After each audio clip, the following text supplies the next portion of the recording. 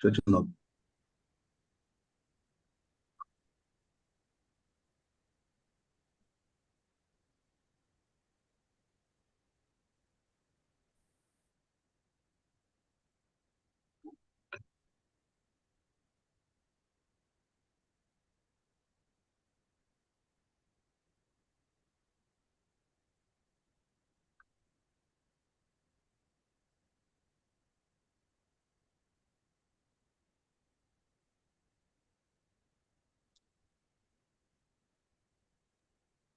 All right. Let's So go I on. don't know. Yeah, I don't know if everyone has the past questions. So I feel like I should be sharing my screen so they can go through it.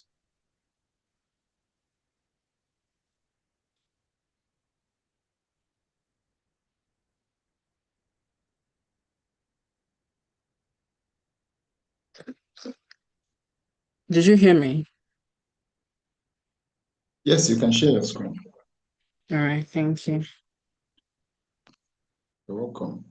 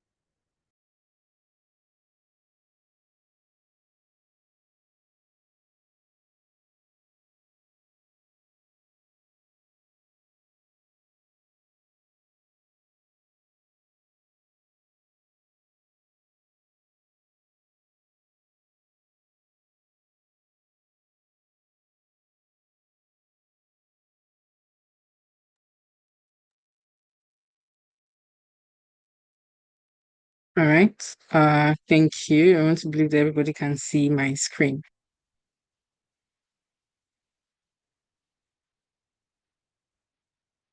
Can you see my screen? Yes, I don't All think right. others will be able to talk, but go ahead. You can see Okay, it. no problem. So, we're going to be continuing from where we stopped, or where the last tutor stopped. So, we're going to be continuing from number 3. And before we go into the questions, looking at how everything there is going to be is on research design, I'm going to, have to explain what research designs are before I go into or jump into comparison and the like.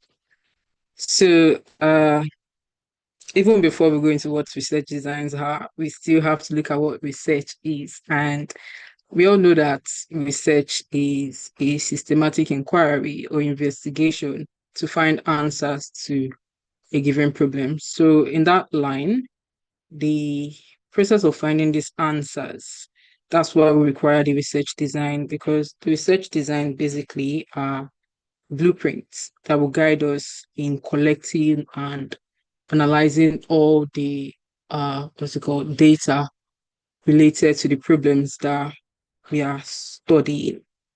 So also before we decide on the research design for our study or our research work, we have to ask some questions and get some clear answers like the population, what's going to be the population we are studying, what's going to be the sample we are taking from said population, what's the area of our study, what type of data collection strategies will we be using, like, whether it be interview, going through documents, or conducting surveys, and is there going to be enough time for said study? Also, what's the condition and what analysis or analysis techniques will we be using for our study? So, yeah, I think I've given enough background on research designs. So now let's go into uh answering the questions. And the first one is survey and case study. So basically, those are data collection strategies, and the survey is to provide a large, it covers a large population actually, because it's something you can just share and collect. Unlike case study where it goes into a deep dive, they're not just going to say, oh, I want to focus on Lagos, or you can't say, oh, I want to focus on the country, and then you have to go deeper. That okay, if you're going to be focused on country, what part of the country? It's you providing a case study and trying to streamline your research, so it's not too wide and it's not too hard for you to control said research. So an example of a survey, something simple, will be polls on election day, or even on election, to find who is going to win. It's kind of like a survey. Eh, if it's being factual and it's being controlled, then we say kind of like a survey, but I'm not really going to go into that because it's not a politics class. While for case study, if you're going to be carrying out a research on, teaching method, teaching strategies and its effectiveness, and you don't want it to be too large or out of scope, you can try to focus on just a school or even a district. Because I think we have 6 districts in Lagos. So you can focus on just one district to, have to easily get your data and move on with that.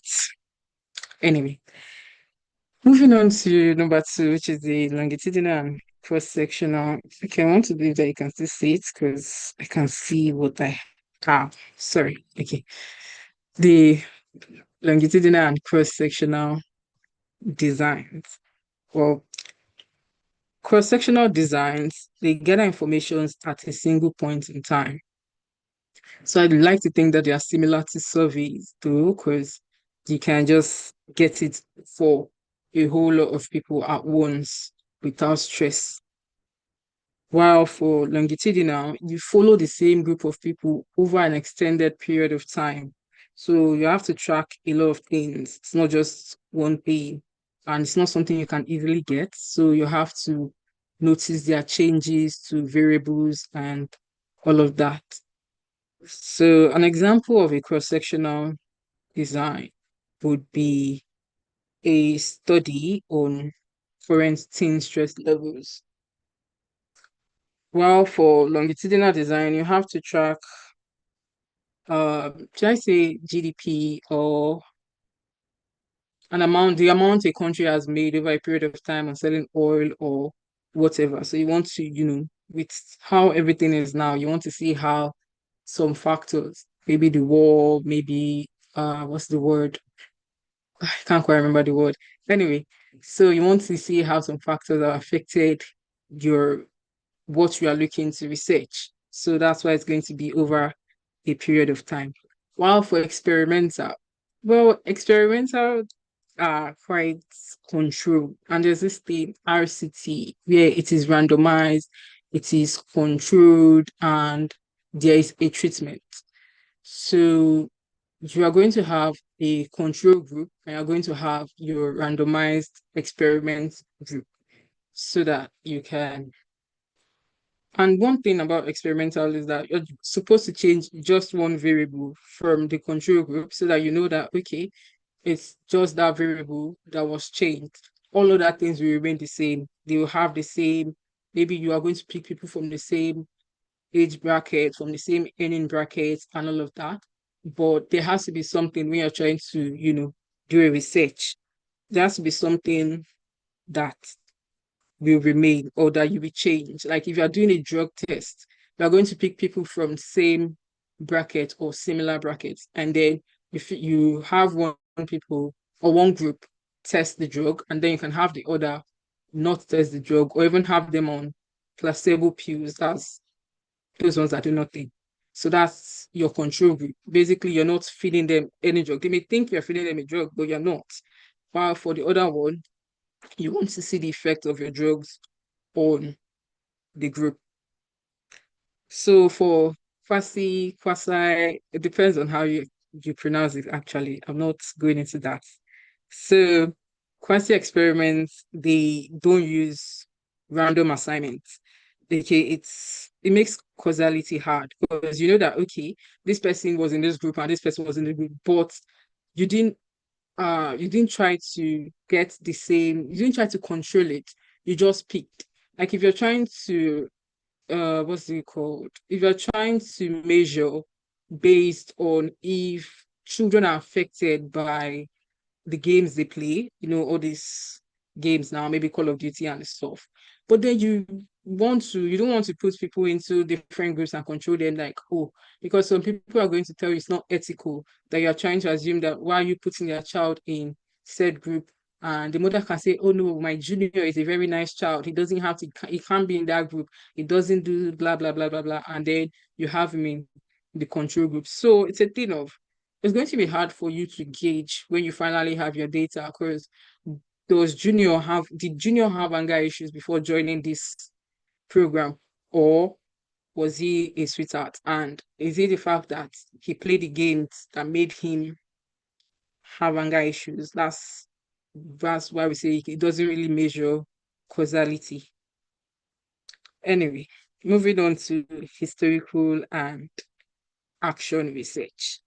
So historical research looks at past records to find causes. So it's kind of similar to ex post factor, where you have to uh, retrospect. Yes, where you have to retrospect by looking back at what has been done before and all of that. Why action research? You have to treat it. You have to test a treatment to solve the specific problem and see if the goal will be accomplished.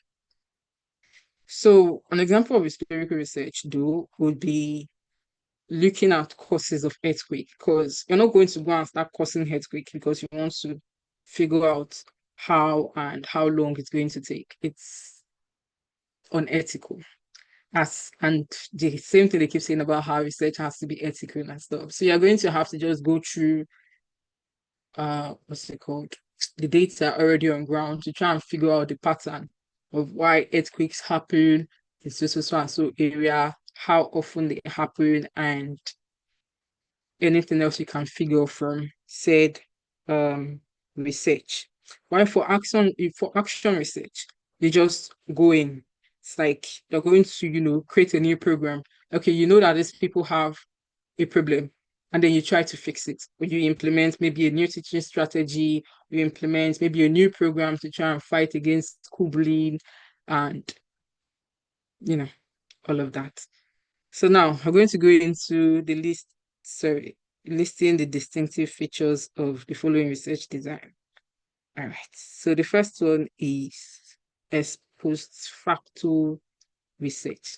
So we talked about ex post facto research when we're talking about historical research because it happens after the fact.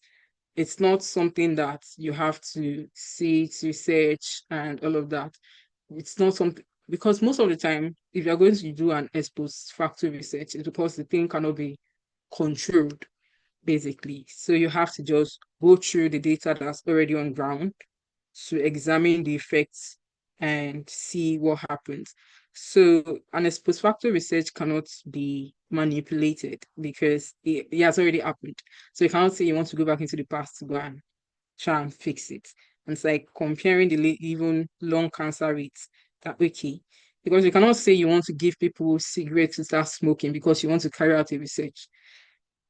Again, ethics. We always have to be mindful of ethics. So it's a thing of okay, you try to, follow the pattern of people who got lung cancer from smoking. You try to follow the pattern and go through their life history, trying to figure out how if the cigarette they took is actually what caused their lung cancer. And then yeah, quasi experimental designs. We also talked about that earlier. Quasi experimental designs are sorry, they're kind of like experiments, but not quite, because for experiments they have to be randomized, they have to be controlled, and they also have to have treatments. But quasi experimental research is prone to bias. Like I said, you don't really have control over who you are picking for your research, and you're just hoping that okay, these people are going to give me what I want. It's like comparing two classes when you could just, randomly pick from the students instead of having the whole thing. But at the end of the day, it might be somebody that's carrying the research, and for the other class, nothing. But if it's random, like mix them up and try to get your data, it's quite easier. But Uh, anyway, so for quasi-experimental designs, also they try to establish false causality that okay, is it this? Like I used the former example of games causing anger issues. Is it the game that's causing the anger issue, or is it Junior that has anger issues normally? But when it's not controlled, how then do you get your data? And yeah, I think that also brings us to validity, but then would go forward in that later because it's going to threaten the validity of our design if we're going to be using quasi-experimental design. So for time experimental also involves control method. It's basically where you have a treatment for one group and then the other group doesn't. So time experiments, you want to measure your variables over a period of time. You want to see the effects of your variables. But then you can't easily get the effect of your variables if you don't have something else to compare it to. You can't say that, oh, okay, so my shop is not doing well and I started a new promotional method where I have people come into my shop, dance, try to attract people to come into my shop. But at the end of the day, how do you know that it's the dancing that's bringing people into your shop and not that people suddenly saw money somewhere and decided to start buying things? You can't just assume. So think of, oh, okay, if you have two shops that are not doing well, you introduce your method to one of your shops, and then you measure after a period of time that okay, this was at this point was where I introduced my treatment. And then you look at your graph or whatever it is that you want to use to track your data to be sure that it is the treatment you are using or if it's not working. Then you compare with the other shop to know how far it has gone. So for pre-experimental designs, well, pre-experimental designs are kind of like the foundations of the experiments because it's not a rigorous control. So, and it's not randomized. And yeah, one of the features of an experimental design is that it has to be randomized. That's quite important and controlled. So, and for pre-experimental design, I kind of see like pre-test, yeah, where you try to test first and then hopefully take have a post-test later. But it's quite, how will I explain it? It's also prone to bias, not really bias per se, but if you're having a pre-experimental test or research, and then you already give people the questions, and the next when you're having a post experiment, I want to believe that they already know that okay, it's this same thing we're going to be working on. So how valid will your data that you're collecting be? Because if you give somebody a test or you give somebody a test and then come back in 4 months even if they didn't know that thing at that period. Now they have the idea that okay, this this thing I wasn't quite sure with the format time that I took this test, then I need to like, well, some of them do, obviously not everybody, but still some of them are going to try and figure out or read more on the said what's it called?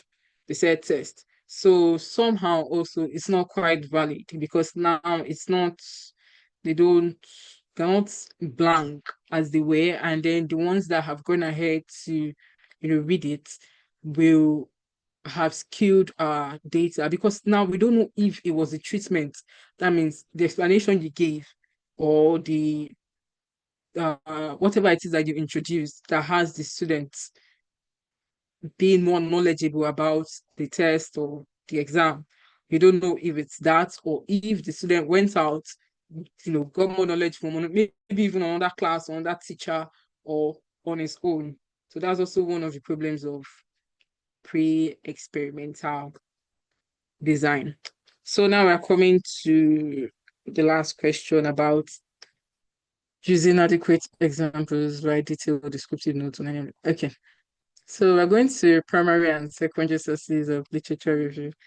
So I think we did this in the last class, where primary sources are more of research reports that have been written and have been conducted, like dissertations, research papers, or even eyewitness.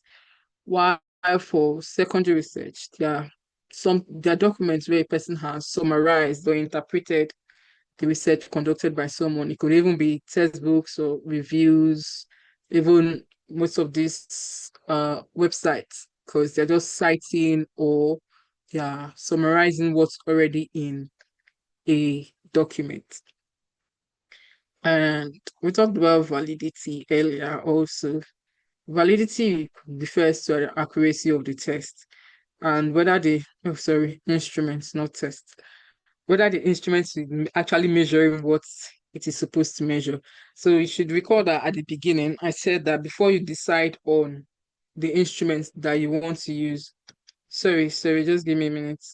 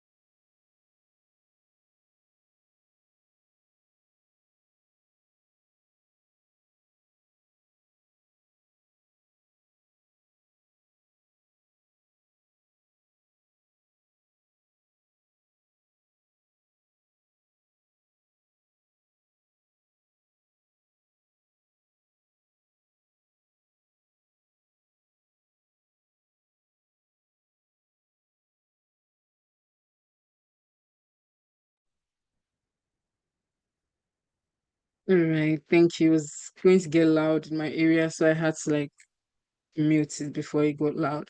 Anyway, so I was on validity and I was talking about how the instrument has to measure what it intends to measure, like a wristwatch.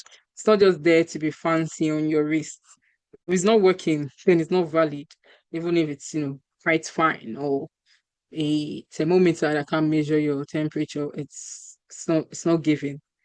And when we talk about reliability, we refer to the consistency of the instrument. Like when you use it over and over and over again, you should use this to produce the same results, as long as variables and nothing changes. If it's under the same condition, it should keep on producing the same results. So we're going to participants and non-participants observations. So for participants of observation, Jesus Christ, for participants observations, yeah, the researcher will become an active member of the group or the organizations being studied. We would like to gain an insider perspective. There's also a kind of this, yeah, there's a design on that. I think it's ethnography also, where the researcher has to go and immerse himself in the lives and experiences of the people that he's trying to research. While for non-participants, get it that for participants, the researcher is going to be, become an active group. So for non-participants, obviously, the researcher is not going to be involved. He's going to be detached and just observe the group from outside.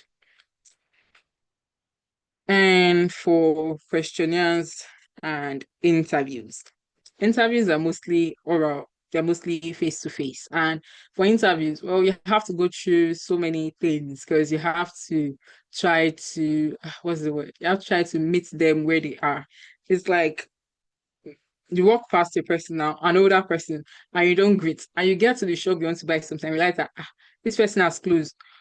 By the time you walk back to go and ask, they ask you, Shay, you did not see me here, that you didn't greet me before you went to go and buy whatever it is, before you wanted to go and get whatever it is you want to get. Most of the time, say some of them will not answer you when you now come back to greet them because they know that you want to get something from them. So that's also one of the things of interviews.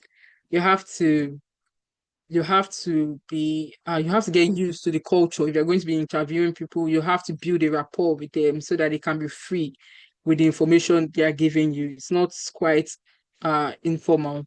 No, see, it's the word informal. Anyway, so while for questionnaires, they are written or even printed, or nowadays we even do just links. So you might not even know the researcher. You are just getting the link from a friend that a friend of a friend is doing his dissertation and he needs data. So you're just feeling you don't really have to know that, oh, okay, it's this person or this person or this person. The person is getting your response or feedback wherever it is. And questionnaires are also economical because for interviews, sometimes you may have to butter your interviewer or sorry, your interviewee up and all of that stuff just to be able to get the data that you want. And also questionnaires allow you to be anonymous since we don't put names on on the questionnaires. And for interviews, since you're seeing the person face to face, you're just saying that, oh, okay, it was that guy that gave me such a silly answer about this question. Then you're like, it's kind of actually biased because at the end of the day, okay, this is the person that answered this, and this is the person that answered this. She might not like somebody's response or whatever, but for the questionnaires, it's objective. If you don't see the person's handwriting, yes, I'd like to believe that it's objective. So yeah, I think that brings me to the end of my discussion, of my review of this past question.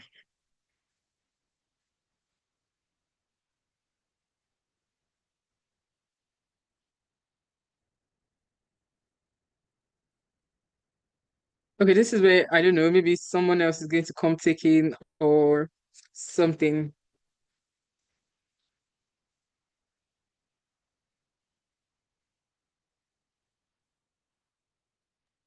All right, if you have questions or you need clarity, please, you can signify so I can unmute you and you can ask, and we'll take it up from there.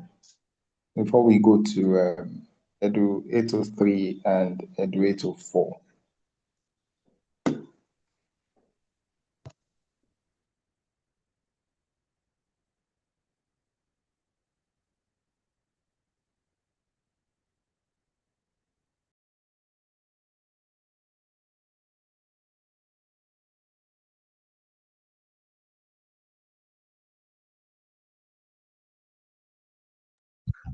Anybody?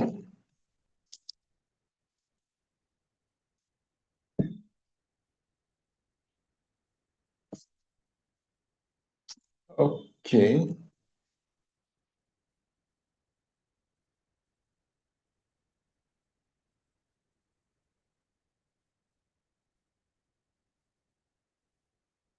Nobody has question.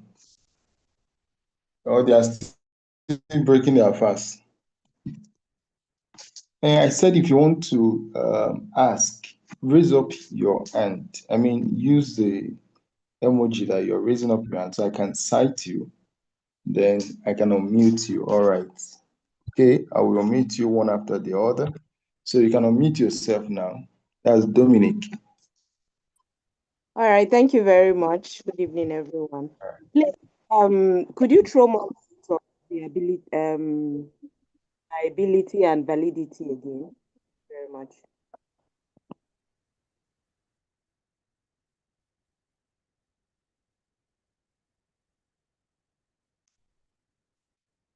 I don't think I heard you clearly. Our uncle, where are you? Have you muted yourself? She needs your attention.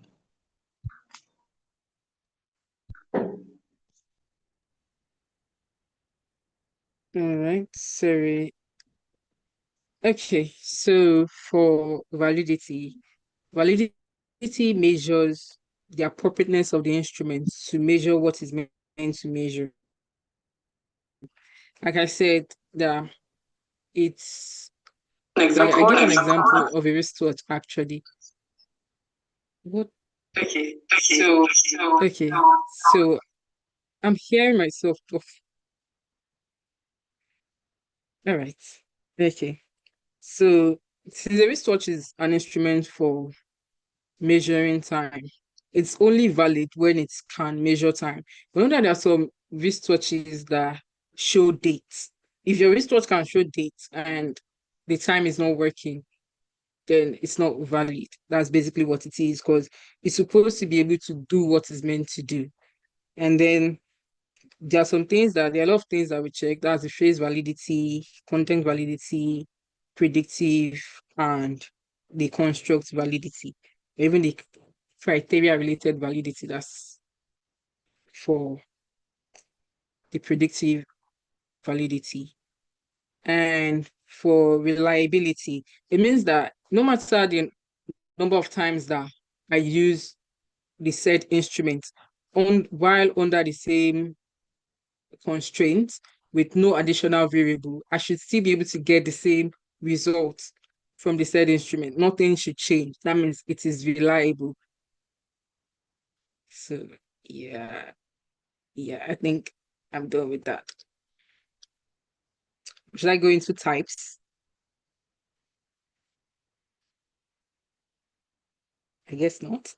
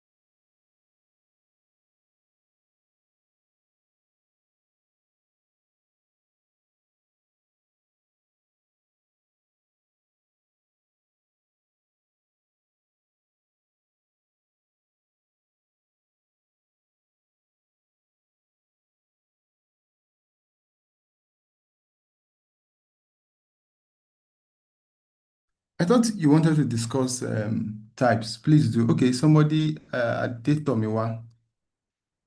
Yes, you can unmute yourself. All right. Hi, thank you very much. I wanted to ask for the clarification between pre-experimental and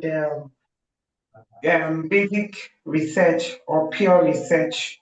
I know there is pre-experimental that was in the past question that was treated. As I was going through my notes and I saw basic fundamental or pure research. Like, what's the difference between the two? Yeah.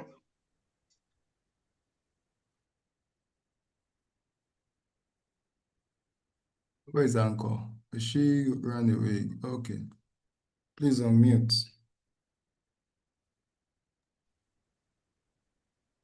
All right, sorry. Okay, so for pre-experimental, the best of my knowledge is the one you do before you start your real experiment. It's like the foundational research. Not for pure research.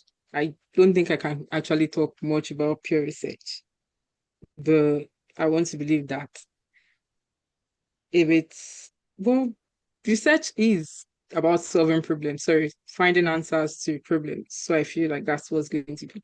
But Isaac can chip in here too, because I don't quite get the whole pre-experimental and versus pure research. My bad.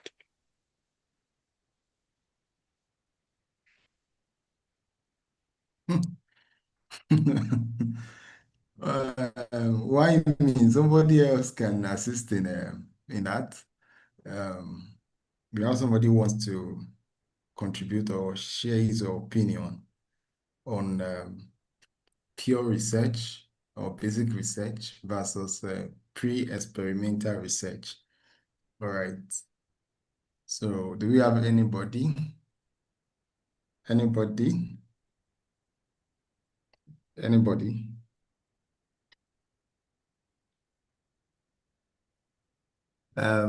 Anyways, when we say pure research is also the same thing as basic research. And you basically conduct basic or pure research for the purpose of knowledge. You know, you want to increase your knowledge, you want to add to your knowledge. And most times, many of us do this. For instance, now, I hear a particular word for the first time, and I'm asking, what does this word mean? So I go on Google or I check on AI and type, what is this? What does this mean? Then I read about it and I'm fine. That is basic and pure research. So basically, you can say it's a theoretical research or you making findings for the sake of knowledge. All right. So, but there are some things that you can use to characterize basic and pure research, and it means that in the aspect of that you can always develop new ideas. All right, since it's knowledge based or knowledge sake, you can always develop new ideas, and it doesn't mean that you want to use it to solve problem. You are not using it to solve any problem. But you coming to pre-experimental research, it's a type of experimental research uh, uh, that has to do with you studying a cause or an effect of something. And you are comparing two variables in this case. And at the same time, you have limited control over those variables. Now, for instance, let's say I want to embark on a research on that has to do with teaching method, so I can why am I conducting that research, or why am I using that teaching method? For instance, now let's say I'm using lecture method. I want to conduct a research on lecture method, so I will definitely um, consider two variables here and test each variable using this lecture method.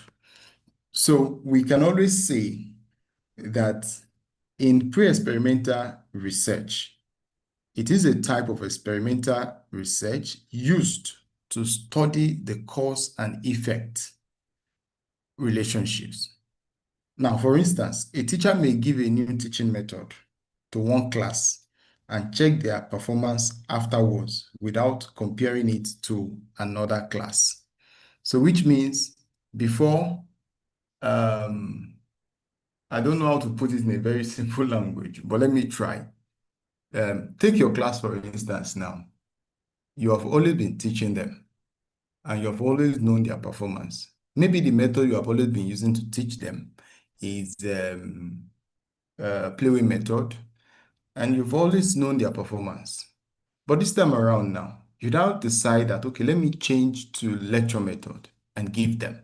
So you giving them that lecture method, that is you experimenting. You want to check the cause. You want to check the effect as well. To what extent with this new method you are applying, to what extent will it be helpful? If it's not helpful, what will be the outcome? You are comparing two things. So from the word pre-experimental, you are aiming at comparing two relationships. Also, you are aiming at looking at relationships, causes and effect. So another some characteristics you can also use to attribute pre-experimental is most times it usually lack control.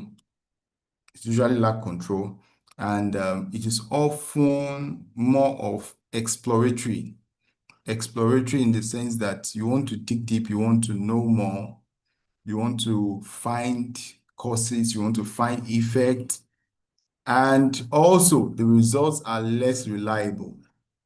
The results are less reliable. Why are they less reliable? Because it is not a true experiment. It's not a real experiment. You are only pre-testing, you are only pre-examining. All right. Why the main experiment itself will be after you are able to get the outcome of what you tested or what you examined at first.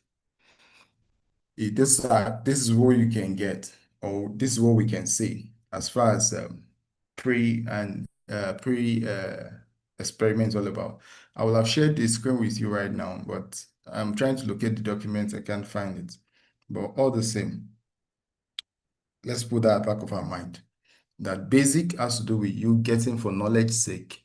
Pre-experiment is you exploring to know the causes and effect of a relationship in two or more variables, as the case is. So I think that helps, and we can always go on. Do we still have anybody who wants to? Okay. All right, sir. Okay, good morning, everybody. Oh, sorry, good evening, everybody. Just want to talk like, so sorry. Like, I want to just talk like an LAS, sure, I am.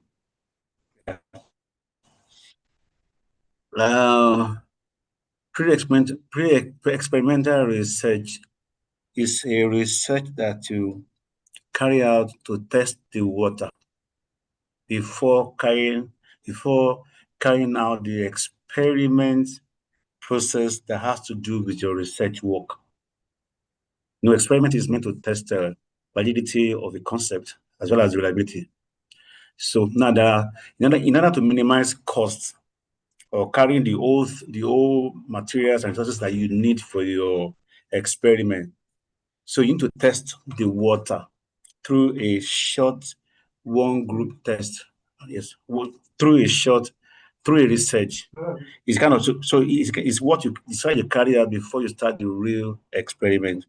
And in these cases, usually if you have groups of target people that you want to use for your experiment in your research, you use only one group, and it's simply to test the water. It will help the researcher or the student to be able to discover possible costs, possible hindrances, the ease of success, and things like that. So it's kind of what you go out to do to test the water, a research you go out to do to test the water before you launch out with all the materials and all the manpower that you need for the experiment regarding your research. Thank you very much. You're welcome, sir. Somebody else raising up his hand, please, so that we can see anybody.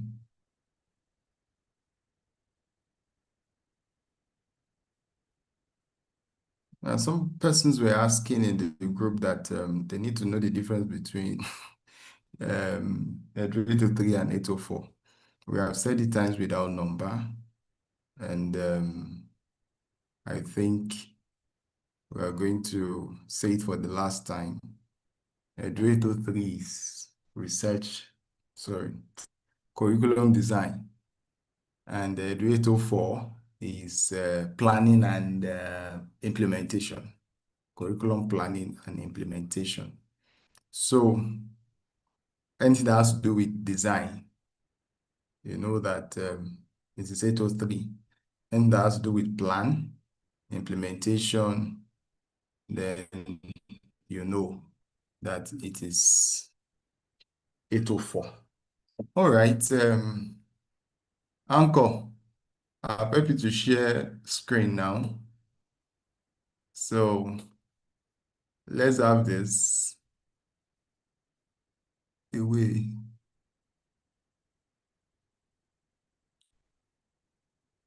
Let me unmute you. Okay, unmuted.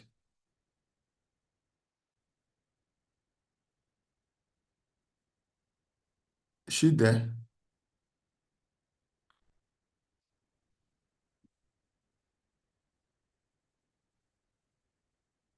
Is she there or she has gone on break?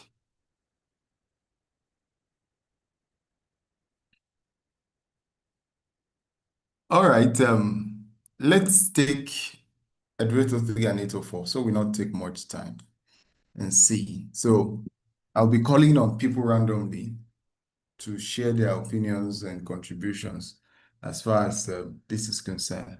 So I think we addressed 2A in our last class, that we should describe the steps involved in curriculum development process. Yes, and how do stakeholders influence each stage? You know, who can quickly help us do that? A kind of a review. Oh yeah, who can help us? The steps involved in curriculum development process. So we said there are, how many of them? How many? 6 of them, if I'm not mistaken. Yes, 6 of them. Number 1, you need to know the needs. You need to know the needs of the people. It could be individual needs. It could be group needs. You know, that need could be societal. It could be national. So, but there must be a need, which means there must be a problem on ground. So that problem will now inform your decision on formulation of curriculum objectives. I think I used the example of moral decadence in our last class, that we can consider that to be a problem and that's a need. Then people can come together, stakeholders, you know, educators can come together. Okay, this moral decadence that is rampant among our young adults or our young school leavers, then we can formulate a curriculum objective to that. And this means that after you have identified the needs, you must set clear objectives. So these objectives will specify the knowledge you want to transfer, which will specify the skill, the attitudes, you know, the competence that you want to transfer into the learners. So step 1 is identifying the needs. Number 2, formulating a curriculum objective. Then number 3 is you now select and organize the content. You select it, then you organize. So the organization of the content will now be whether you want to group them into terms, you want to group them into class, You want to group them into periods, you break them into bits, and they should be sequential. All right. That's the process of the selection and organization stage. So the content must align with the curriculum objective and the developmental level of the student. So you won't be given, you won't be given basic 4, the content that has to do with basic 5, or be given GSS2, the content that has to do with SS2. No, there must be alignment of that objective with the content relatively to the level of the student. And that is the level, or sorry, that is stage 3 of curriculum development. Then number 4 is selecting the learning experience and teaching method. You have been able to break down the curriculum into topics. You have also assigned content. I mean, you have developed content in line with each topic. Then after that, then what teaching method, instructional material, all right, teaching aids are you going to use to teach those topics that you've broken down? That is the next stage. That's the next, what do they call it, step. That is step 4, selection of learning experiences and teaching methods. So how the content will be taught, the instructional strategies to use, the teaching approach that will be used, the learning activities that will be involved, that will facilitate it. So that is the next step. Then the next step is implementing it. After all, you have seen it, you have developed curriculum, you have broken down into 2, you have developed content, and you have also selected teaching strategies, methods that will go with it. Then you implement it. This implementation will now be done by not only teachers alone, even parents will also be involved in the implementation. But a whole lot of responsibility is given to the teachers because they are the number one implementer of this curriculum. So, and in the implementation, teacher will deliver the content using the appropriate teaching method as stated. And that's why we are always encouraged to lay our hands on curriculum. This NATIC curriculum, the National Educational Research Development Council.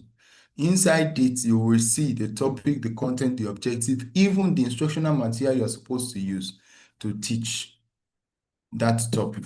So it's always good to get it. So then after implementation, you don't forget that there must always be evaluation. That, okay, now that we have taught it, as not ordinary evaluation, and evaluation and revision.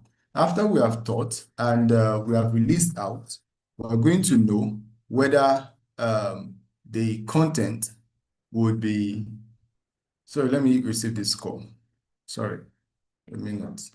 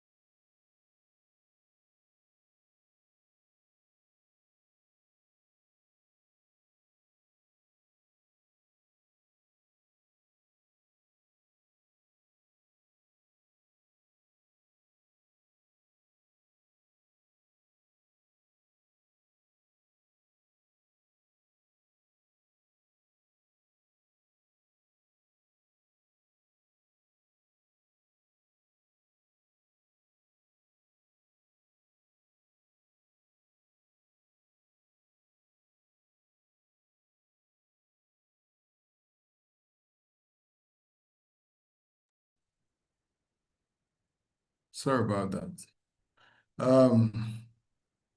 So like I was saying, that after the curriculum has been implemented, you see the outcome of that curriculum from the performance of the students or the people involved. Maybe it's towards preparing them for an external exam. They've written the exam. What's the percentage of those that score well or that do well? That will determine whether you are going to revise that curriculum. I think I gave instance of a subject that back then it used to be integrated science. Then over time, they changed it to basic science. Then after some time, they merged it with basic technology, become basic science and technology. And now, as we speak, they call it intermediate science. So it is because they've, evaluated it and revised it, and that's why it is what it is now. So the same thing across subjects. You see that some content were removed, some were replaced, and all that. So those processes were removed. So how do stakeholders influence each stages? We looked at several stakeholders. We show that these stakeholders include, number one, we talked about teachers, we talked about parents, we talk about school, even we talk about society, we talk about government, and we looked at religious bodies too at some point, and we shared um, uh, a lot on them. But the most primary ones are the teachers, the parents, and the school, then government. Those four. How do these four influence each stage of this curriculum process? Like teachers, somebody said the other time, parents, they give feedback. Uh, then teachers too can also give feedback. Then from student performance too, that will also influence the stage of curriculum development process, because after they've been taught or they've been prepared, what's the outcome? Now we know whether that curriculum needs revision or not. Now, going to 2B, before we allow any other person to give contribution, evaluate the rules of needs assessment in curriculum development. What method can be used to conduct a needs assessment? That is, we want to look at what are the roles of needs assessment in curriculum development. How will I put it to make that question a little bit simpler? What is expected, when you are developing curriculum? What are those things that needs to be considered, when you are developing curriculum? Number one, relevance. Relevance is very, very important. How relevant is it to our current times? I think somebody gave an instance of, for instance, now you still see some schools still teaching with typewriter. Not that or you get to some schools, you still see desktop computers, even in some schools as we speak. And whereas we now have laptops, we now have palm tops and all of that. So whatever curriculum we are going to be developing, or whatever curriculum that will be developed, must be relevant to times, relevant to the beneficiary, the student, relevant to the implementers themselves, the people who will be implementing them. So number one needs, or number one major rule, is there should be relevance. A curriculum developed without understanding the needs of the learners is not curriculum, and it may have even become outdated or ineffective. So another rule that should guide the formulation of curriculum is that it must be clear. It must be clear and measurable. So whether you say clear or measurable, yes, it's all the same. And the sense that you can evaluate, all right? You can assess it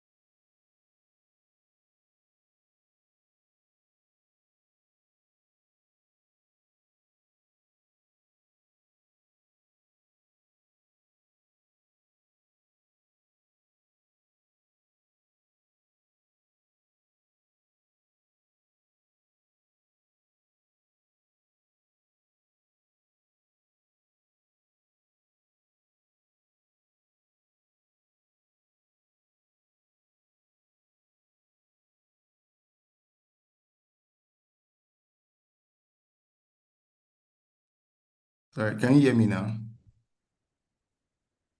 All right. I think you should be able to hear me. All right, thank you. My network tripped off. So I was saying, number one, you must ensure relevance. Number two, you must ensure clarity. Then number three, you must also ensure that the content is prioritized. That is, whatever topic, whatever skill, whatever competence that should be included. So not just coming up with what should be included, what should be taught as far as that topic is concerned. Very, very important.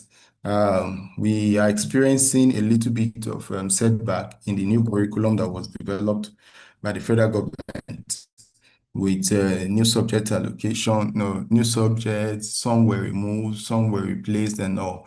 Even WAEC got confused at some points because they were thinking, okay, what are they going to do now? This three subject is no longer there, this one is no longer there. Yes, it was very good for them to come up with new subjects, but they didn't plan coming up with the content.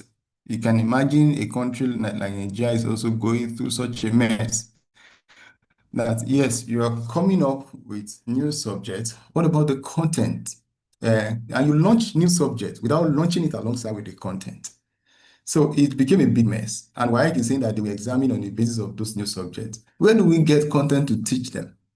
I remember that was first term. I think this is second term. First term, I had to start doing a lot of findings on now what content we are going to teach them. And I won't be surprised if the new content, to be published by the ministry comes out and it's different from what we have been teaching these kids for some months now. So we must prioritize content. It's one of those. Number one, relevance. Number two, clarity, measurable. Then the content should also be prioritized. And the last but not the least is it must support evidence-based. All right, it must support evidence-based. So it should not just be assumption. So it means that what we are saying here is there must have been a research before the launch or the implementation of that curriculum. And this research we are talking about is it must, for the curriculum to have been reviewed or developed, something must have happened in time past. Then there must be a review of it. I used to know then when I first wrote my first GCE, there used to be a topic. That time, many of us that could remember, WAEC used to split their subject, their exam on the basis of country. They will tell you this particular question number is for those in Ghana, is for those in Gambia, for those in this and all that. I could remember one very well, arithmetic modulo.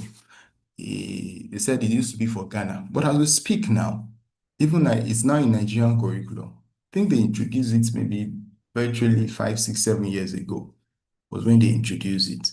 I think I wrote my first GCE maybe 2018. No, sorry, 2016.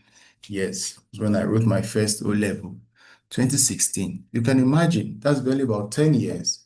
And now, if you look at WAEC question, nothing like this is for Ghana, this is for this anymore. Now it has been centralized. All right. So there must be that evidence base. And what must have prompted that is that, okay, why are they doing different questions in the first place? Would there be objectivity?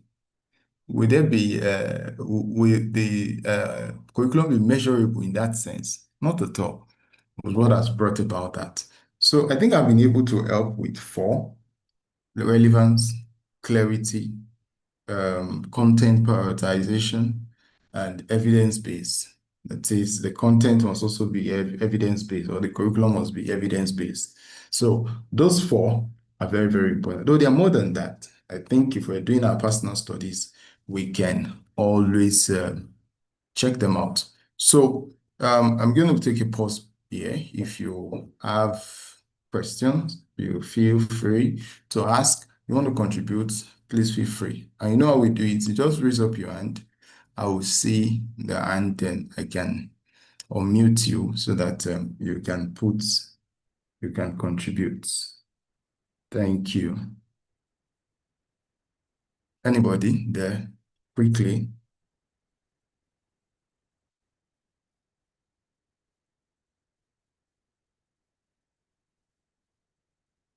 Okay, thank you. Unmute. Please, you talk about curriculum development. You mentioned relevance, clear, there's measurement, good content. Please, the last one.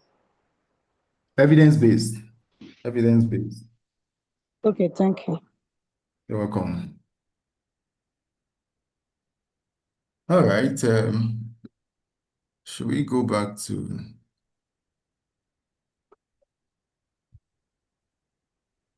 All right. I think the second part of that will be is saying that what method can be used to conduct a needs assessment?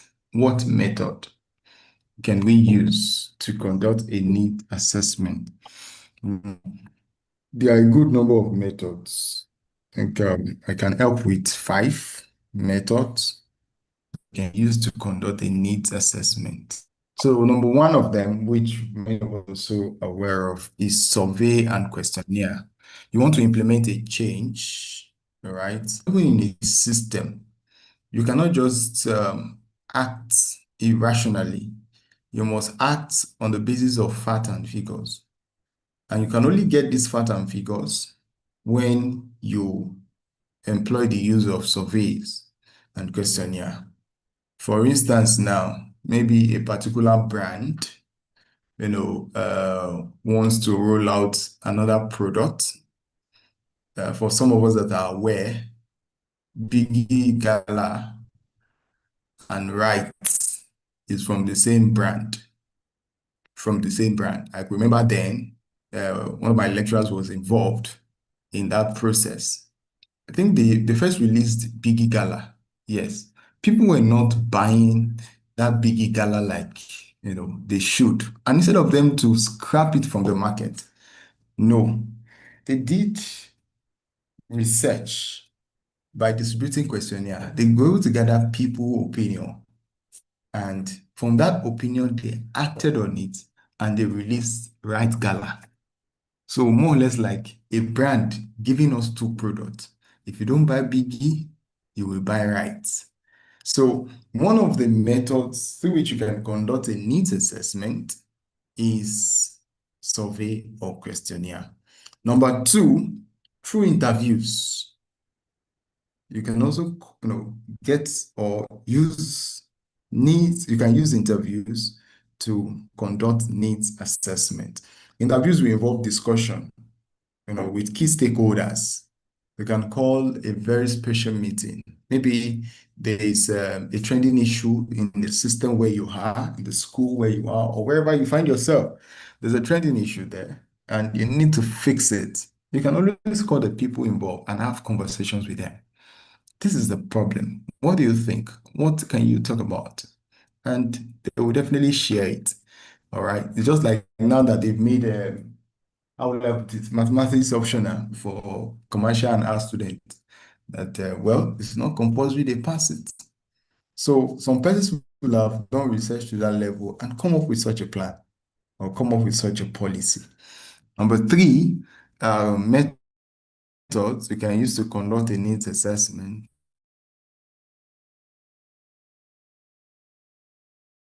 Focused group discussion. If you check the slides that Prof sent to us, all of these things are in there. So focused group discussion, bring together small groups of people, maybe those people that are clamoring for something with respect to that project. You can always have conversations with them. You can always have discussion with them. So this kind of method, we encourage interactiveness and also review diverse perspectives. And, let's say, for instance, now University of Lagos, there's a particular issue, and instead of calling the whole student and having conversation with those students, no, it's not possible. So they can just call the concerned stakeholders, maybe the student unions across various faculties or departments, and have discussions with them, and they will iron it out from there. So that's another method. Another method is even observation. Observation, right? You see, you act on the basis of what you can see around you, what you can, possibly hear from people, and you act on that. And another one is through existing literatures, what people have written in time past. In time past, you can always use that method by reading books. That's what we're saying. You read books and you'll be able to, uh, uh, um, get or to be able to inform your decision when it comes to curriculum development. So maybe student performance as well can also be when you analyze student performance. For many of us that are in the school system and we are at the aim of administration, you will know that every term, Ministry of Education will always send you this form they call EP form, all right? Higher evaluation performance form. They send it every term. Though I don't know if it varies across states, but Ogun State where I am, that is what they do. So they want to know or they want to have a performance of how your school is doing academically, structure-wise, facility-wise, everything they want to know. So with that, it will form their decision whether they want to increase their taxes, they want to increase how much you pay for annual, what they call it, renewal of approval or whatever. But that is the essence of that form. So let me give Dr. The opportunity to talk. So I didn't quickly see your eyes. My eyes are closed while I was talking. Sorry, sir. All right. Now, okay. Just want to add to I want to ask a question first. It says Okay. describe the steps involved in curriculum process. Mm, Okay, that's 2A. So I want to ask that question if I will know whether I'm going to contribute or not. The question describes now steps involved in curriculum process. It is the same thing as phases of curriculum development. yes, sir. Yes, it is. It is. It is. It's just grammar Okay, they used to come. it's, Yeah. it's, it's grammar that I'm using to okay. So if it is so, then if it is so, then I just quickly check the manual, those Yes, yes, yes. PowerPoints, Slides. yes, slides. Mm.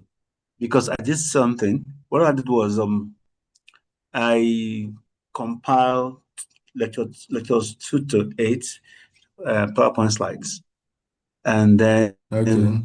collated them and then put them in one document because they look scattered. So let me have all of them in one place. I also tried to streamline them so that because I saw that there are some repetitions here and there, so that I have a streamlined content to use to study. So and from there, if steps to curriculum development is the same thing as phases of curriculum development, then what I have Mhm. here, the first step is planning. The second step is content and methods. And the third step is implementation. And the fourth step is evaluation and reporting. Those are the Mm. ones I captured there. Though they have little explanations under them. Under planning, planning Yes, has yes. plan. Now, okay, now sorry, they're broken into no. They have sevens. They have 12 steps broken into 4 phases. Let me put it again. 12 steps broken into 4 phases. So we have it, the curriculum development appears in 4 phases, and each phase is broken into different steps. For instance, the phase one, which is planning, is broken into 3 steps, while the phase two of curriculum development, which is a content and methods, are broken into 3 steps. Don't worry, I'll read them to us. While phase three, which is implementation, is broken into 4 steps, while phase four is broken into 2 steps.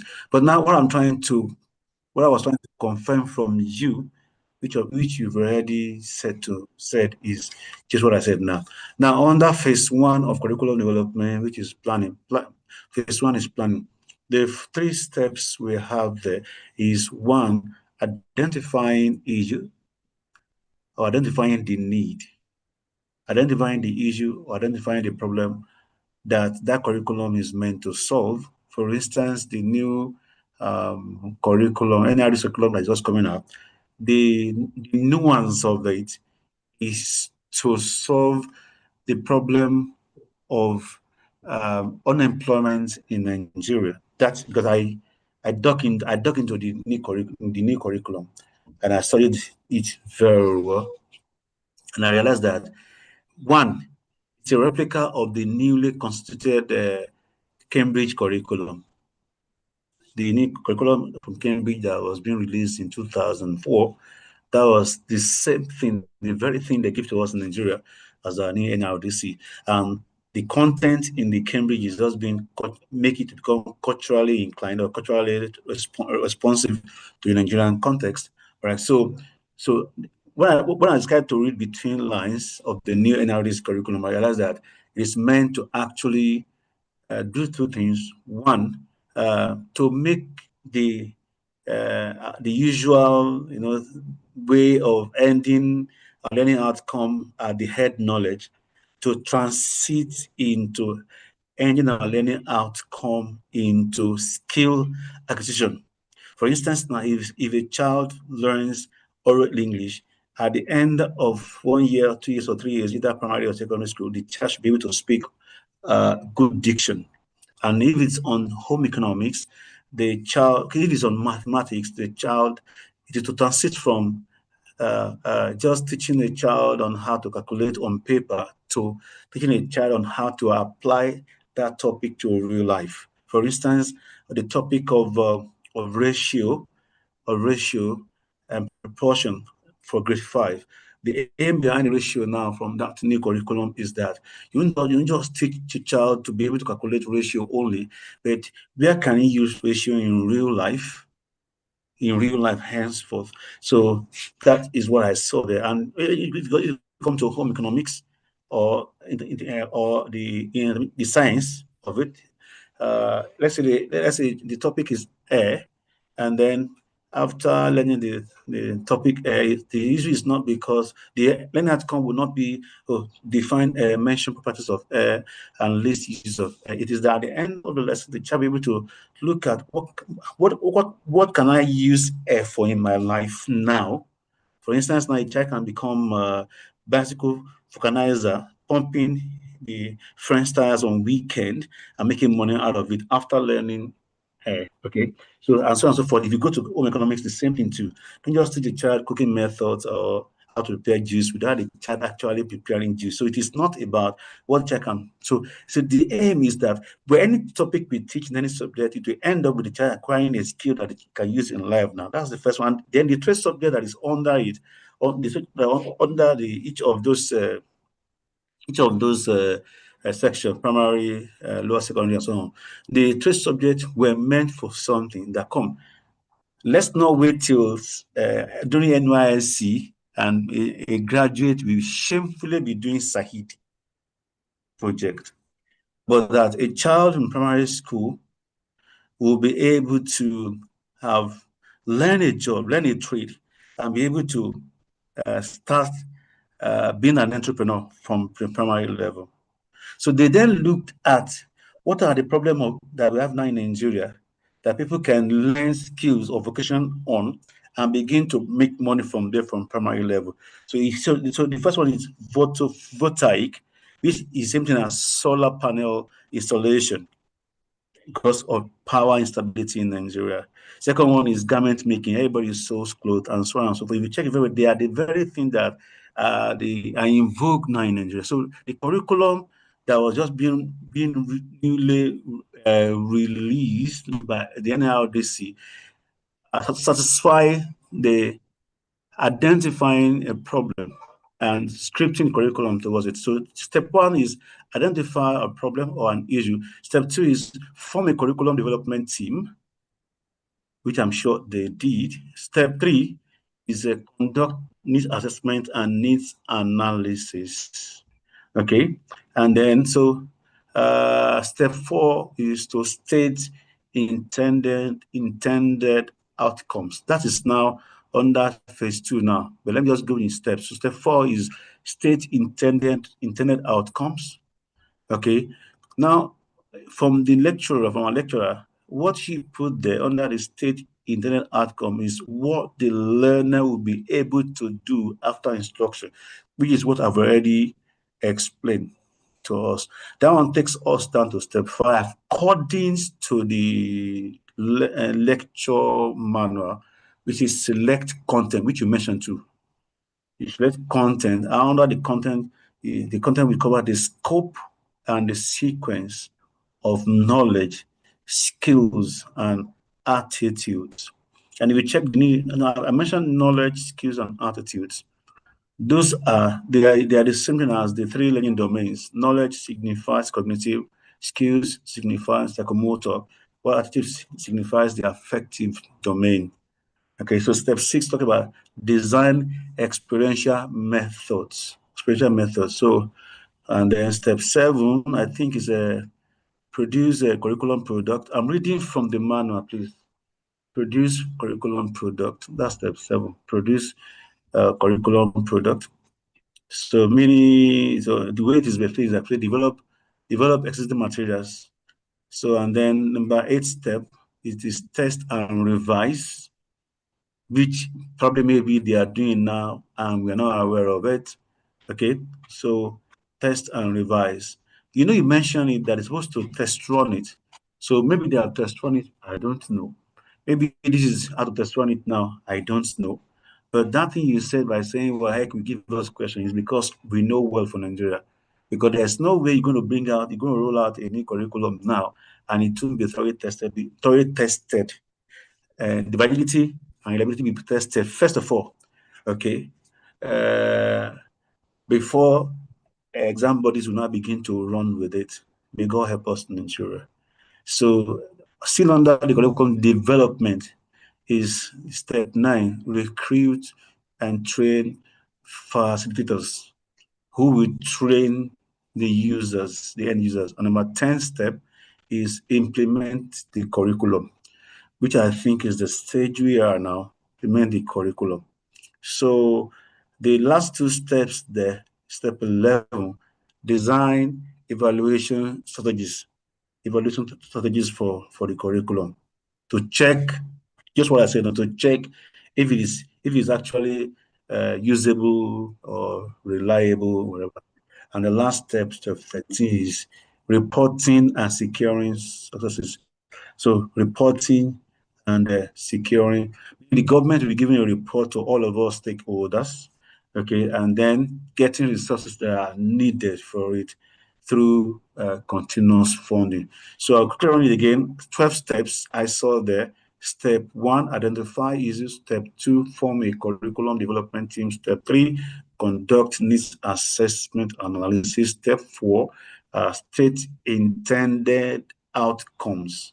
Step 5, select content, which is a scope and sequence. Step 6, design experiential methods. Step 7, produce curriculum product. Step 8, test and revise the curriculum. And step 9, recruit and train facilitators. And step 10, implement curriculum. And step 11, design evaluation strategies. And the last step, which is step 12, reporting and securing resources. So thank you very much, Governor. Welcome, sir. Yes, Mr. Nuruddin, I will mute you. Please unmute so you can. talk. Yeah. Good evening, everybody. Governor Masu, I want to point. Orokumi, Orokumi.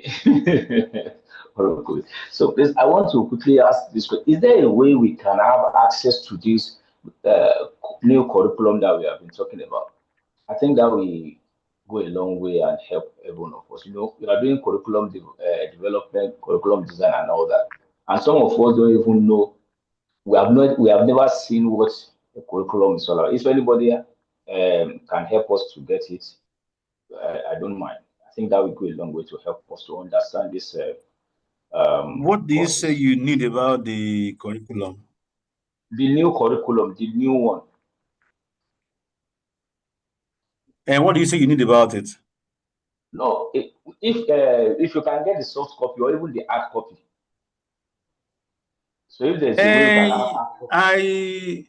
Okay, you want to have it, right? Hello, Mr. Hello, Governor, meeting, sir. what does it say you want? This new curriculum that federal government just released. Yes. Sorry, Yes. the new subjects is asking if the I curriculum for I each have to my subject. systems. Yeah, if you want me to do a run through, I can do a run through because of the new subject. I can do that. No, we are They not want talking about the subject. Curriculum for each subject. okay that one. Mm, Let me check. Let me check new. I, I don't think they released any official. And someone sent one to me. One principal of the school in the cartoon sent one to me. Yes, and I've been seeing one flying. I've been seeing many flying around. which is she there? Which is she there? But if the now I have the list of subjects, I've yes. seen a lot. These some people are not really familiar with. If they want me to give them a rundown of the list of subjects, I have it here. I will display it on my screen, and Maybe then also, yes, yes, sir. maybe you can help us share it on the platform. Plus, Though I'm interested in the content of each subject yes, because the ones I've been think given. I think I can have that one sent to me by the same person because I was thinking about it too recently. I was thinking about it. Uh, Hold on. I don't know if no, this is not the correct one because there are a lot of them flying all about, all over the place, and someone sent one to me that contains the content. You know what I'm saying now, but I don't know, and that one it was is that, nine. Go on, that would have been go personally on. developed. Because I also developed mine too. I know of a school that developed their own too. Okay, So this one is about until I see this one is about 1,000 pages. 1,000 pages. That's what I have here of the new one. Maybe probably. syllabus, so then I can be sure that there is content. Don't worry. Maybe next time, Sha. Let me look for that one that one principal just sent to me, Solomon. Okay, so he sent it to me, but I have not opened it. It is 428 pages. The first one I just saw now is 987 pages. So that may probably be developed by some bodies. I don't know. But this one, when I was talking to him, I was doing something in the school. And he was telling me that this is the one that they sent. I'm not too sure. I don't know whether it's true. But he told you, I'm telling you what he told me, that this is the one they sent to him from NRDC when they make a payment, soft copy. But he said that they've not given them the hard It's copy. not, What you it's say? not possible. Uh, It's not possible. so probably maybe because I was Ayeni, saying please, them, please it's speak. not yet out. They were arguing with me. So Mm. that's okay. So Ayeni, thank please you very much, speak. sir. Yeah. Ayeni, I'm unmuting you. Please speak. Unmute yourself if you want to speak, or you are not talking. Is it a mistake? Ayeni, okay? Hello, sir. Hello? Yes, please. Good evening, sir. Thank you for everything that you are doing for us. But I just want to ask a question. The 12 points that you just gave now, they are answer to what question? 2A. 2A. Okay. Because I was just writing them down, but I don't know the particular question. All Okay, right. 2A. Yeah, Thank you, sir. you're welcome. Yes, sir. All right. We have, you're going to permit me maybe for another, whatever I can do in the next 5, 10 minutes, possibly. I'm really, really exhausted for the day, but I'm just managing. So let's look at question number 3. We will look at 3A, the importance of curriculum evaluation. It's important that this kind of question, you know what curriculum evaluation is. Curriculum evaluation is before, okay, yes, before you now start telling us the importance. So I see this question as a 3-in-1. All right. I see us defining curriculum evaluation. All right. Then telling us the importance of curriculum evaluation. Then explaining each of the importance of curriculum evaluation. So that's the 3A. And looking at it, the 3A also has another part, two other parts. What are the different types of evaluation? How do they impact curriculum improvement? Does INE still want to talk? Okay, all right. Please unmute.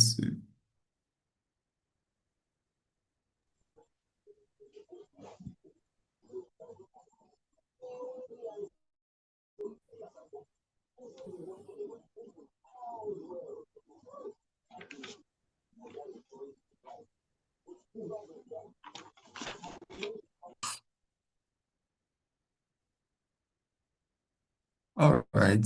So what is curriculum evaluation? Starting with that, it's a systematic process of collecting and analyzing information in order to determine the effectiveness of a curriculum in achieving the intended objectives.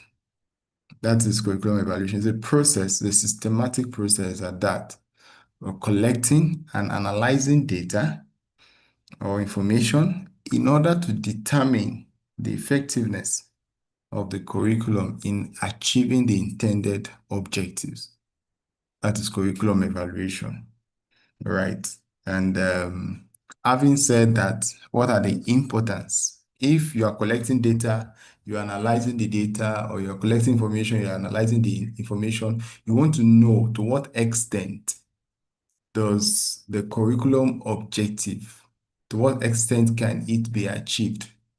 Or to what extent does the curriculum in achieving in its own intended objective? So having said that, what are the importance?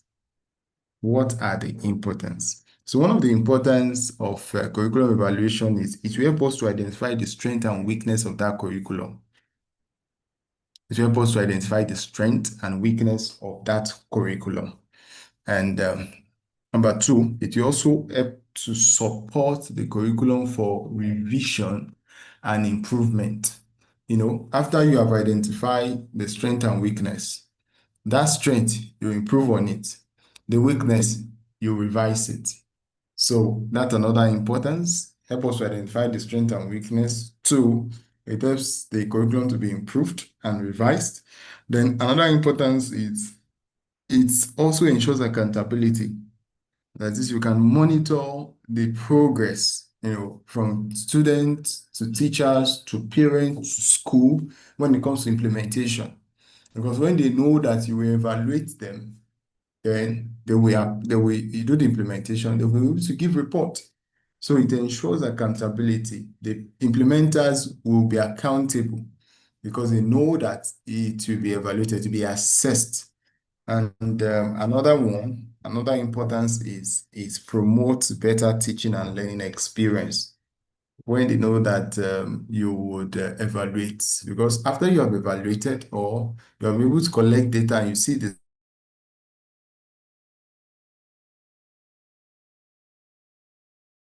difference, then it will definitely affect the teaching better, because you definitely improve or you definitely revise those weak areas in the curriculum, uh, in the curriculum evaluation. So it should be able to define all of this, or it should be able to explain all of these importance. The first one there, like I said, is that it helps us to identify the strength and weakness. So with the help of data collected, you'll be able to identify the areas in which the curriculum is doing well, and you'll be able to identify the areas that the curriculum is not doing well, and whether or not the student are acquiring the intended knowledge or not. And that is, it helps us to determine the effectiveness of that curriculum through the identification of strength and weakness. Then it supports curriculum improvement and revision. Evaluation of curriculum will provide us that guide for modification, because you have collected data, you have evaluated, you have been able to identify strength and weakness. So those strengths, improve on them.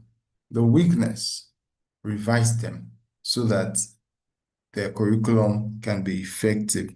Then it also ensures accountability in the sense that schools, teachers, curriculum implementers can demonstrate educational consciousness in achieving or in delivering the curriculum, whether in the classroom or anywhere they find themselves. So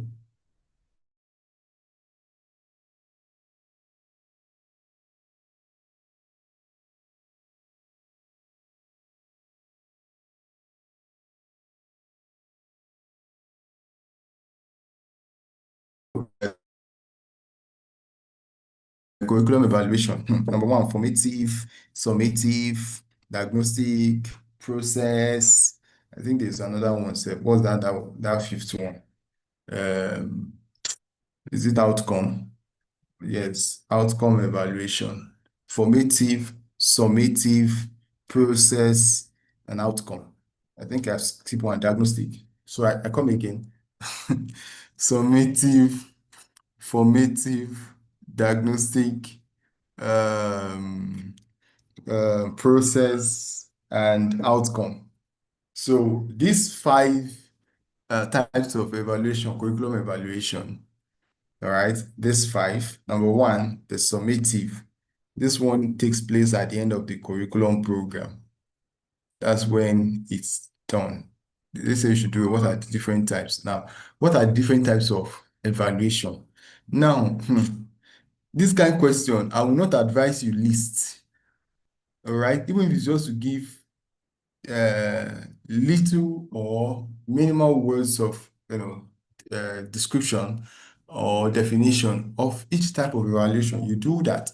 So summation evaluation is a type, or is this type of evaluation that takes place at the end of the curriculum program.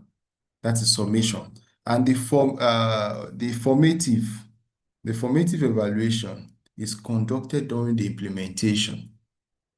Is conducted during the implementation of the curriculum, and it's to monitor progress.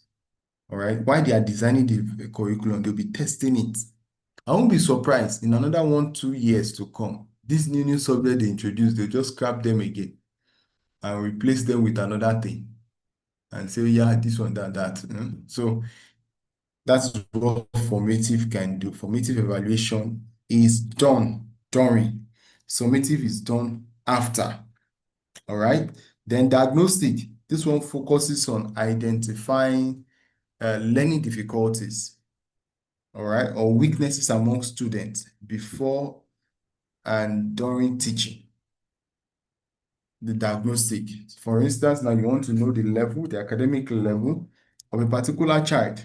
So you can use a diagnostic evaluation. Same thing to curriculum. So when the curriculum has been developed, so they can, through the diagnostic evaluation process, they can use it to identify the specific learning difficulties or weaknesses that that curriculum has, among students, and see maybe that topic, the new topic now, want to teach them, and students are not getting it well. So from that, they be like, that topic, you be like, say that topic, do. Let's tweak it. Let's do one or two things to make it simpler and all. So that another. All right, this examines how the curriculum is implemented. It examines it. They want to know, it's from the teaching method to the learning experience, to the learning resources, to the classroom practices. You see this new curriculum, like in my school now, we give the students, how would I put it, we adopted two trade subjects, the solar volatile and the garment making. All right, and we take them through the practicals. Even before now, since 2015, we've been teaching them garment making. And with the inclusion of solar now, so we give the student pick one. You see, most females are going to garment making. Some of the men are going to the solar installation and all. Now, with this one now, and what government is saying that one of these trade is compulsory. What about those schools that do not have facilities to implement those trade? It should not become a concern. That will become another educational problem. Many schools will not be able to afford or to come up with facilities to teach this subject. Then another sector of educational stakeholders will come and say, let us scrap those trade subjects and bring in another one. So what will result in that, or what will bring about that, is process evaluation. That is, why they release the curriculum, they are implementing it, all right? Then what is the result? What is the outcome? Then that takes us to the fifth evaluation, which is outcome evaluation. That is the result after the implementation. We now determine whether let's keep this curriculum, or let us revise it, or let us improve on it. It is the outcome of it that will determine. I can remember that what's the subject? Marketing. Marketing used to be a trade subject, but now they said it's for commercial students. Now, a lot of persons will have reviewed it, a lot of stakeholders will have come together and look at it as, well, let this be commercial subject. Why trade in the first place? I used to know data processing used to be a trade subject.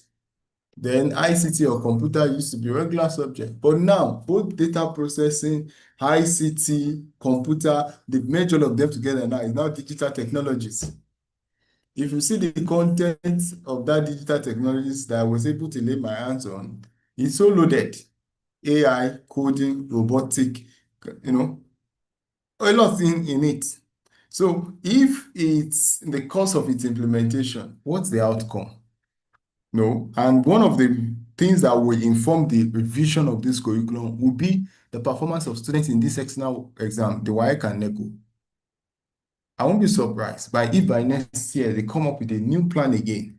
If students will write this trade subject or this new subject and see the outcome, so that will inform their institution. So writing this exam, this WAEC and NECO, is a form of outcome evaluation.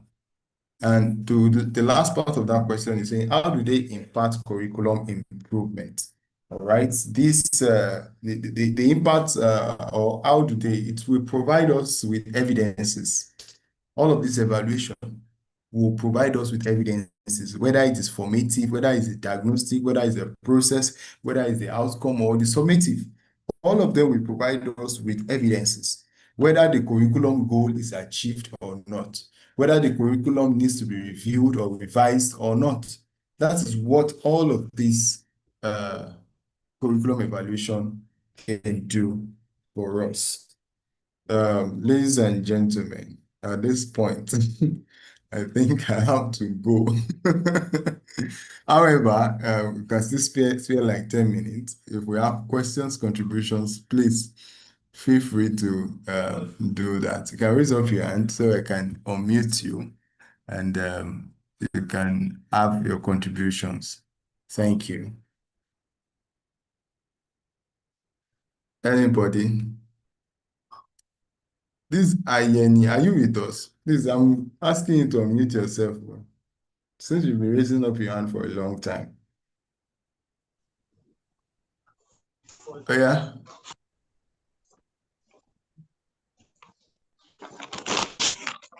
I don't have any question. Hello, sir. Okay. Because, all right, peace of hearing day. I'm going to unmute you now. Please unmute. All right. Thank you. Okay.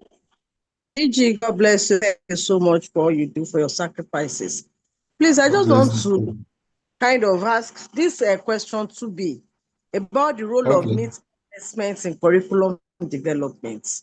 I noticed that the Mm, question is in two parts. It was still asking us for methods that can be used to conduct a needs assessment. Can you please yes. just highlight the just mentioned there? I think I talked about what they call it, the methods in which we can use. I talked about survey, interviews, focus groups, observations, use of existing literature. All right. So those are the Okay. methods in which you can use to conduct assessment. If I were you, if someone like me, if I want to answer this kind of question, you see that needs, I'll first close it. All right, I will now read the question. What method can be used to conduct the assessment? Then, whatever that comes to my head, I will apply it to the context of that question. So you can use questionnaire to assess, curriculum development. You can use observation. You can use interviews. You can use focus groups. You can even use existing literature, that is reports, government reports, journals that report that subject matter. You can pick from them and use it to evaluate. All right. Thank you very Hope that much. you're welcome, please. Sunday, I'm unmuting you.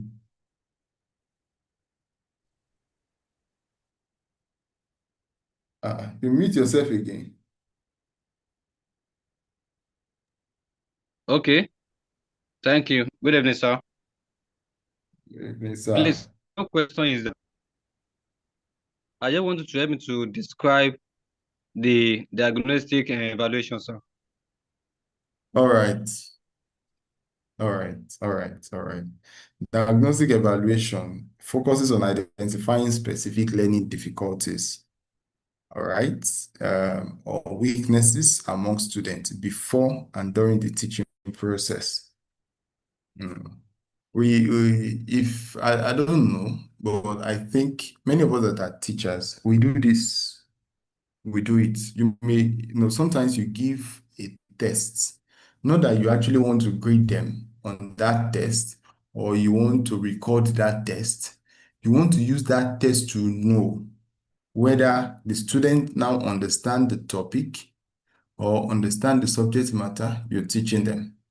Someone like me, most times I do that. If I've taught a particular topic, before I give them the real assessment, I'll just write on the board, try this. My student knows. Once I write, try this on the board, they know that I want to know whether what I've taught them, they understand. And that will also help me. So if I give them out of 20 students, I'm getting like 15 who get it right, then I will know that, oh, I've been able to deliver this particular topic. This student knows it already. So it helps you to identify the weakness, the area of difficulty of the teaching and learning among the students. Or it also helps you to identify the difficult areas and the weak areas in the curriculum in the course of implementation. Yes.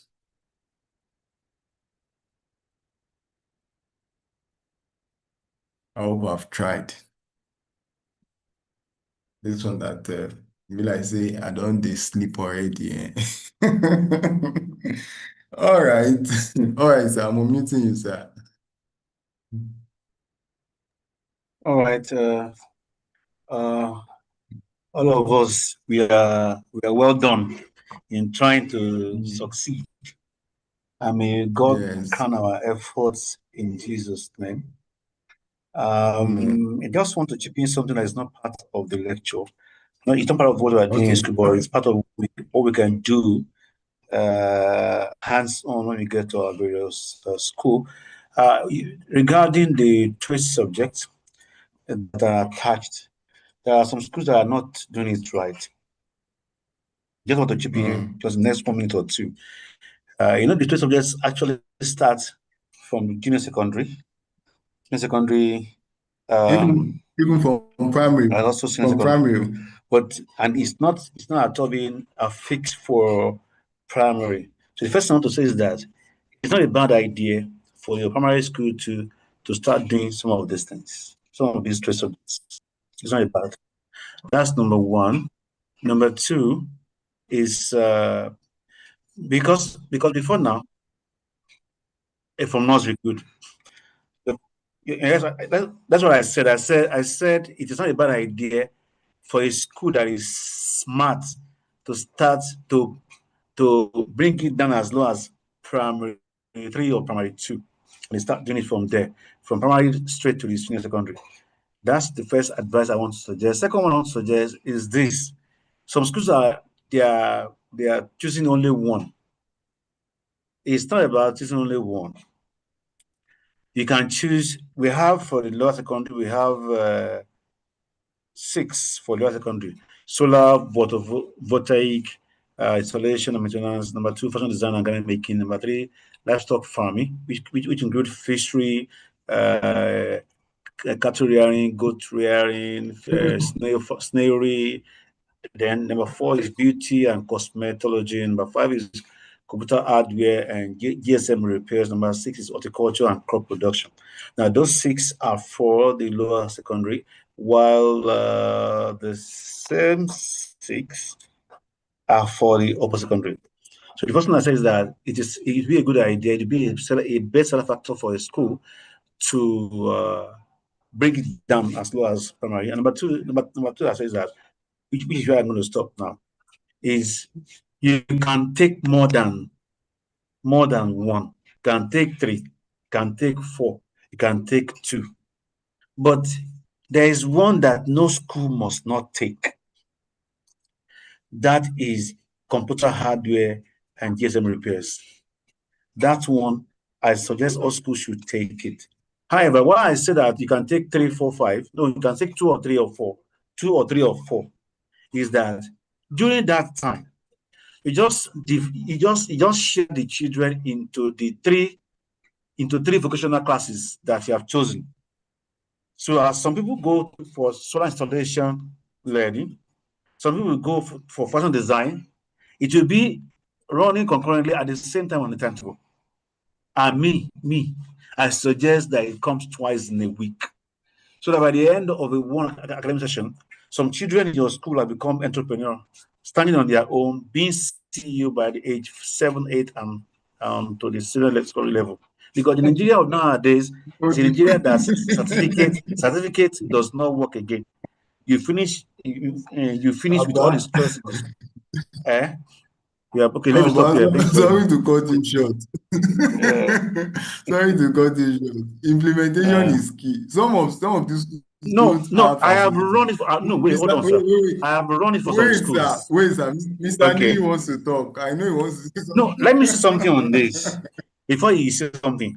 I have run it for some school in 2021, whereby we have 4 different. All these ones that they're just bringing it up now. That school have done it 2024. No, 2024, 2022. After the COVID-19 lockdown, 4 years ago, that's when we did it. 4 years ago is what we did it. And we run it that some children will be in one vocation, another one at the same time they run it, so that all the children will be occupied. And it is not about you having it, facility or not. We will bring in trainers from outside who will come and train children in all of these different things. The only one we don't take outside is the livestock. Every other thing they bring in outside, they bring in computer hardware, they bring in a lot of the mannequin, they bring in paper to do garment making. We were running these 4 vocations, 4 trade subjects at the same time, and it was a huge success. And that school really blew up within 1 year. Thank you very much. So a little idea on this give to everybody. Welcome, sir. But not be all school get money to run those kind of package. Mr. I'm done, Niyava. please. I'm done. I'm done. All right.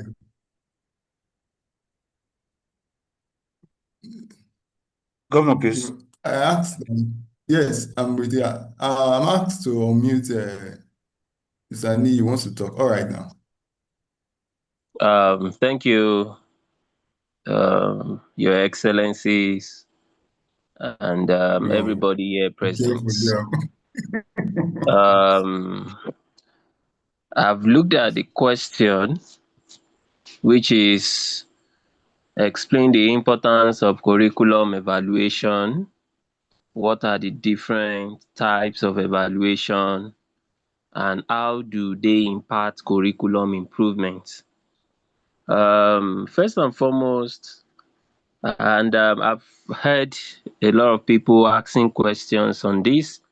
So, as usual, I will just advise is a form of an advice. We should start with introduction. Everything in that question, they are all subsets of curriculum evaluation. So, if we want to, let's say we want to answer that question, the first thing we should try to do is to define curriculum evaluation, then give just 2 or 3 points on how it is examined, include 1 or 2 scholars that actually contributed to curriculum evaluation. You can use Ralph Tyler, just say just 1 or 2 things. You don't need to be so bulky about it. Then we will now go to the question, which is now importance of curriculum evaluation. Then we give, you can give as much as you have access to. I can say just give at least 8. And when you give the 8 point, or you give the 6 or the 5 point, don't just write the point, try to develop it. So once you write, you can, maybe first one can be something like um, curriculum evaluation determines the effectiveness of the curriculum. So just say 1 or 2 things about it, and as much as possible try to relate it to your own field. Like someone who is in mathematics, try to relate it to mathematics. Like someone in chemistry, try to relate it to some things in chemistry. Let it have that touch of your field. And once you are done with the importance, then the other one talks about the types. And as rightly or earlier discussed, we have the formative, the summative, the diagnostic, the placement. For each one that you give, once you give the definition, I will advise for each one you give example and importance for each one. Like number one, if you say formative, explain formative is conducted during the development or implementation of the curriculum. Then give examples like continuous assessment, classroom observations. Then give importance, as in it helps teachers adjust instruction early. It dictates learning difficulties early, things like that. Once you are done, you move on to summative. You do the same. Give examples, give importance. You go to diagnostic, define it, give examples, give importance. Placement, you define it, give examples, give importance. Then we will now go to the last part of that question, which says how it improves curriculum. So Hey, Jehovah. from there we will now Jehovah. uh can we continue, sir? Jehovah. Okay, sorry, please. Sorry. Okay. Hey.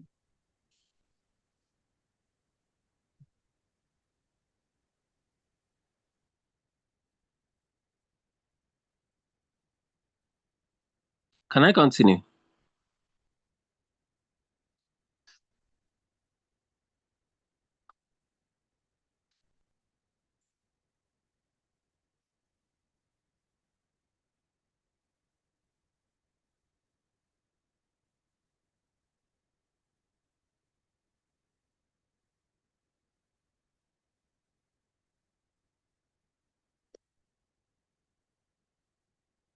Continue, sir. I say, Governor, don't sleep up. Oh, okay, sir. Thank you, sir. So as I was saying, You're welcome.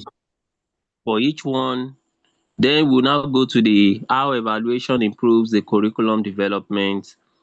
We give them the points, explain it briefly, and that's it. And we shouldn't forget, the moment we are done with this, we need to conclude.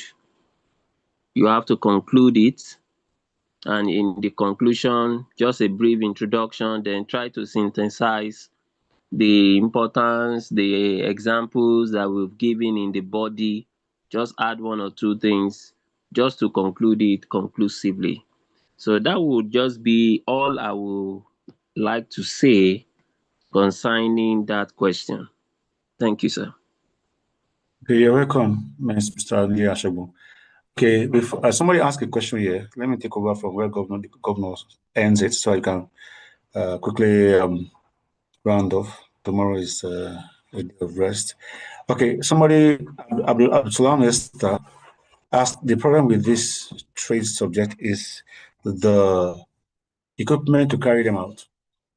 In my school, we chose animal husbandry and data processing. It's usually not easy to implement. So schools looks into what is available in the school. Okay, you don't need to look at what's available in the school. You don't also need to have the equipment to carry it out. You don't have to. You don't have to. Because you can't have all the what it takes. As I said earlier, one of the rationale behind creating this NRS curriculum is because of one of the things we learned under curriculum, under curriculum development, one of the steps, which is that it is aimed to solve a problem first. That's step one. The curriculum is aimed to solve a problem, right? So now, and the kind of government we have, we know that they will not give us what we need. And as for private schools, also, we don't even need anything from them anyway. They won't give it. So if you want to run them, I told us before that this thing, I've done with a school before. Sorry, I quoted a wrong here. What I quoted was, what I was supposed to quote is, immediately after the COVID-19 lockdown, the school invited me and I was able to help the school in Ibadan, one big school over there. And we used that very thing, that very issue of bringing that edge of bringing vocational learning into, I didn't call it extracurricular. I didn't make it to be a club, to be clubs. No, I say it's a learning on its own, but it is non-curricular learning or vocational learning. And we put it inside timetable. Very important. So we're running them twice a week. And what we do is that we ask trainers to bring in their equipment, as many of them as, because apart from horticulture and what do you call it? Horticulture and the other one, animal husbandry, which we could not do. But even the animal husbandry, we did it. We were doing rabbitry in that school, IVIS Ibadan. That's not the school. We're doing rabbitry. We have a rabbitry for that. Somebody coming from outside who is a rabbitry expert, and was handling the children. Other things, we have what's called S Studio, where children, both boys and girls learn unisex.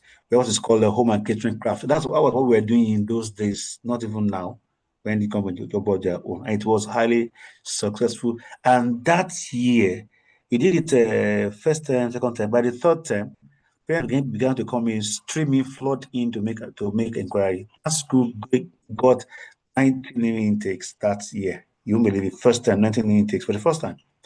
Because parents are telling parents that, come, my child is learning this one in that school.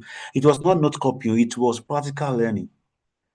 So very soon as some schools we resort to parents say they want to copy note. This one are not for note copying at all.